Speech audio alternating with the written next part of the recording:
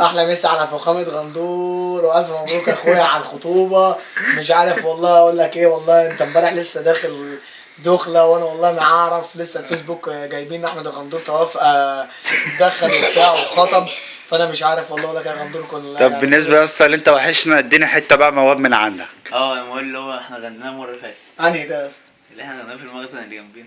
يا ابني انا ما بعرفش اغني يا جدعان، يا عم ما لازم. طلعوش اشياء ان انا بعرف اغني. يا عم معلش يا زين. اخلص. اقول لهم اهو العجوز واحد بس برضه. ده يا مدير اعمال احمد الغندور اهو. تحب تقول ايه للناس اهو؟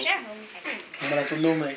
طب يا اسطى معلش يعني حتة نتكرر هم طب قول له يا غندور. غني يا ابني.